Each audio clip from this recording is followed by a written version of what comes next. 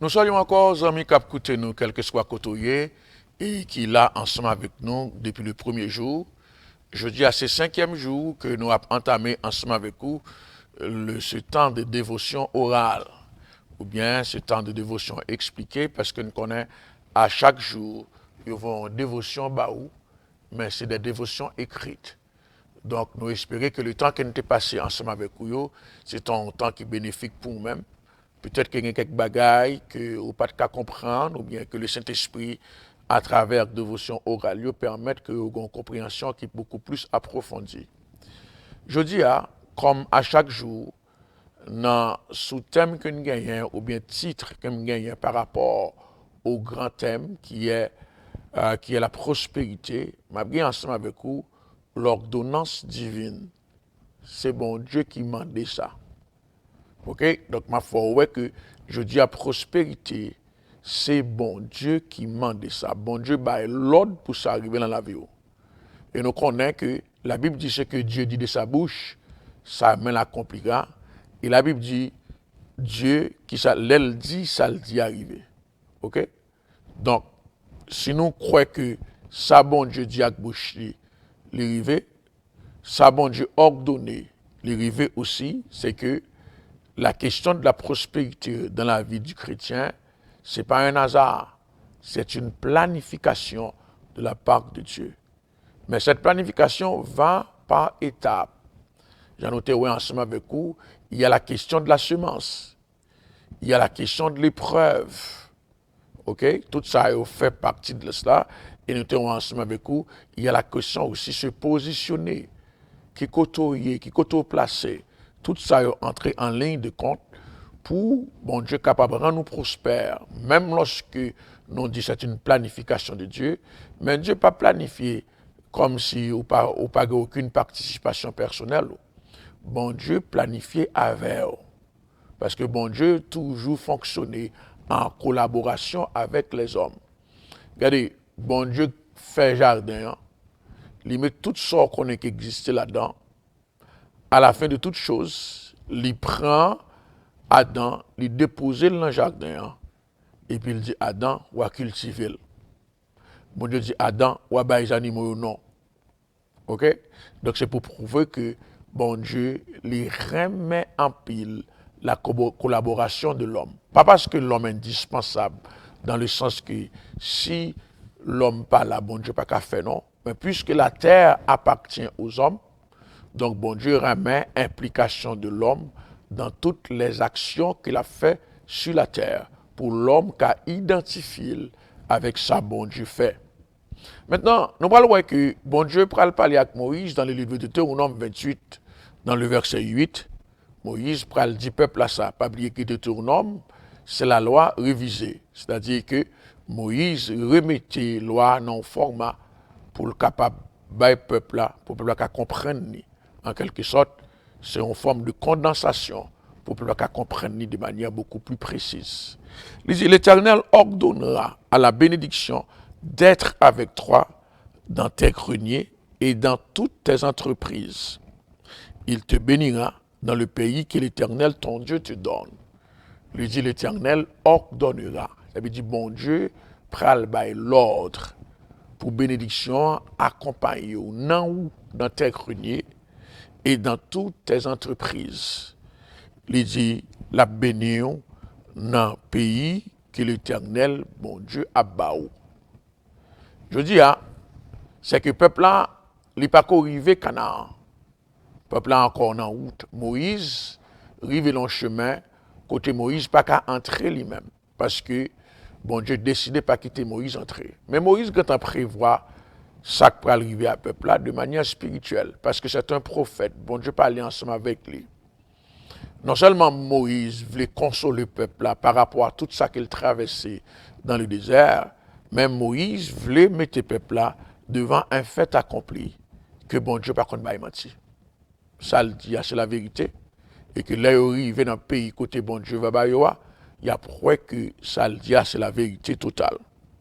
C'est parce que le désert que le peuple Israël était, il symbolisait un temps qui sombre dans la vie de ce peuple.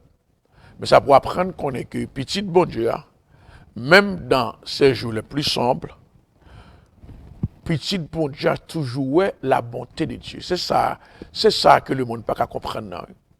Lorsque visage ou bien chagrin, lorsqu'on apprend rencontrer en pile difficulté, qui j'en fait rire. C'est parce que même dans un moment difficile, bonté, bon Dieu, toujours manifesté. Et non seulement manifesté, même Jean-Jérémie dit dans Lamentation 3, à partir du verset 19, elle se renouvelle à chaque matin. À chaque matin. C'est-à-dire, degré de problème qu'on a gagné, degré de difficulté qu'on a rencontré hier là, bon Dieu connaît que demain, si Dieu veut, il est capable d'intensifier. Et bon Dieu produit une bonté qui correspond à ce genre d'intensification. Et ça fait que la Bible dit, pas gain aucune tentation qui, humainement parlant, qui est capable de prendre par-dessus des capacités. Bon Dieu a toujours produit le moyen pour capable sortir. Parce que non, bon Dieu pas gain aucune ombre de malédiction. Bon Dieu, c'est la bénédiction. Même lorsqu'on vit des moments de malédiction, ce n'est pas bon Dieu qui permet ça. Parce que dans bon Dieu, c'est bénédiction. OK? Parce que bon Dieu prend soin petit Lio. Bon Dieu prend soin petit Lio. Bon Dieu n'a pas un petit qu'il a quitté, ça ne va pas prendre soin. Et bon Dieu non seulement prend soin petit Lio, il prend soin petit Lio au-delà de attente ou de sorte d'attendre que bon Dieu fait. Ça d'attendre que bon Dieu fait.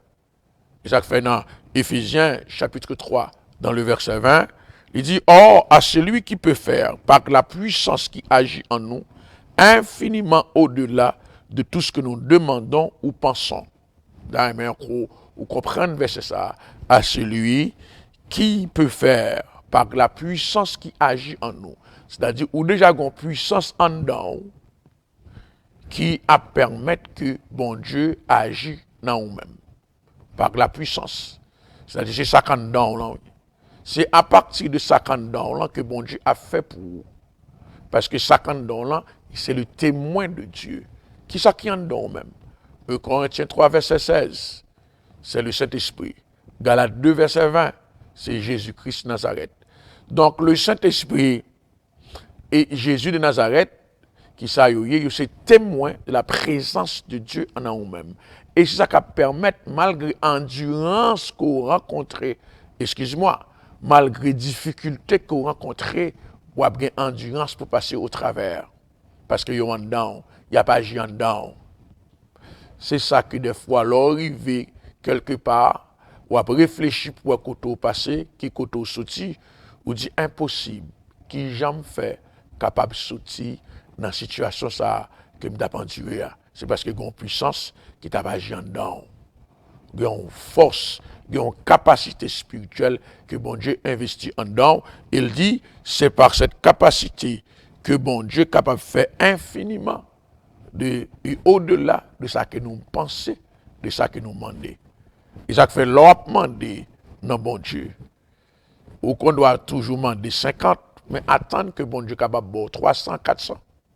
Mais il y a une bagaille qui attire l'attention aussi, c'est parce que l'apôtre Paul, lui joignent ensemble mander et penser. Ils joignent ensemble mander et penser. Parce qu'ils marchent ensemble. Ou pas qu'à mander, ils ont bagaille qu'on pas penser. OK? Et ça fait, il y a un monde qui doit demander bon Dieu 5 millions. C'est parce qu'au niveau de sa pensée, il affranchit de petite crasse. Il affranchit de un peu. Donc, il demande en proportion de ce qu'il pense. OK? Et ça fait, je dis, je demande pour faire un bagage pour moi, pour capable méditer quelle forme d'opposition qui opposait à bénédiction. Il n'est pas plus fort que c'est bon Dieu. Quel que soit ça campé devant aujourd'hui, qui dit pas, peut-être que son monde qui est là à Haïti, il dit, même si vous voyagez à l'Empire, quand je ne vois pas rien. Même si vous apprenez un métier, même si vous gagnez un métier en main, etc., ou vous gagnez un gros diplôme, vous ne pas jamais rien. Si vous acceptez ça, le dit là, sans qu'on pas refuter, pour capable comprendre, pour capable faire comprendre que bénédiction par là, c'est pas bagaille qui vient au hasard, son bagaille que bon Dieu ordonné. son bagage que bon Dieu voulait. Parce que bon Dieu pas un bon Dieu de la pauvreté. Bon Dieu pas un bon Dieu manquement. J'aime surtout là, bon Dieu qui permettre une certaine épreuve. Mais ce n'est pas le plan de Dieu pour ne pas payer caillou. Ce n'est pas le plan de Dieu pour ne pas manger. Non. Dans le psaume 118, le psalmiste dit, ô Éternel, ordonne la prospérité. Donne la prospérité. Parce que la caille, bon Dieu, gagne abondance. La caille, bon Dieu, gagne multiplication. Si la caille, bon Dieu, gagne abondance, gagne multiplication, comment me faire souffrir? Ce n'est pas Somme 24, verset 1er qui dit, à l'Éternel, la terre et ce qu'elle renferme, le monde et ce qu'il habite, et puis pour m'accepter, pour vivre une situation qui est dégradante, pour m'accepter, pour ne pas capable de vivre dans l'abondance. C'est impossible. Je dis, ça que m'a demandé pour faire, garder ça qu'un péché qui ou avancer de manière au niveau de ta bénédiction, et puis dire pas qu'à plus fort passer bon Dieu. Et prononcer parole de Théronome 28 là, verset 8 là, qui dit l'Éternel m'a dit pour me capable béni. Tout côté me praler. Donc, toute vie pral marquée par le bonheur et toute vie pral marquée par la joie d'être un enfant de Dieu et un sujet du royaume. C'est ça me prophétiser sur jeudi, pour me capable fort connaître que David dit ça dans Somme 23, verset 6, le bonheur et la grâce m'accompagneront tous les jours de ma vie, parce que bon Dieu, c'est papa. Bon Dieu a ordonné jeudi pour sortir demander. Bon Dieu a ordonné jeudi pour sortir dans la pauvreté, dans la mendicité, pour qu'à proclamer, même Jean, avec auteur biblique là qui dit, j'ai été jeune, je vieillis, je n'ai point vu le juste abandonné, ni sa postérité mendiant son pain. Alors, ma petite avec parole, ça, du psalmiste dans le psaume 118 qui dit, ô Éternel, donne la prospérité. Ô Éternel, ordonne la prospérité. Je ne suis pas d'accord, je dis, pour la vie, mériter une position dégradante, tandis que bon Dieu a tout à disposition. Donc, pour me conclure ensemble avec vous, la prospérité, c'est une ordonnance divine. Ce n'est pas une ordonnance humaine, c'est une ordonnance divine. Ta prospérité ne dépend pas de la prospérité de tes parents, mais elle dépend de la prospérité de Dieu, parce que c'est lui qui est ton Père et qui habite dans les cieux. Bon Dieu ordonne aujourd'hui pour sauter dans la et pour rentrer dans la bénédiction qu'il réserve pour vous-même. Bon Dieu béni. M'embrassez. Passons une très bonne journée. Bye bye. À demain si Dieu veut.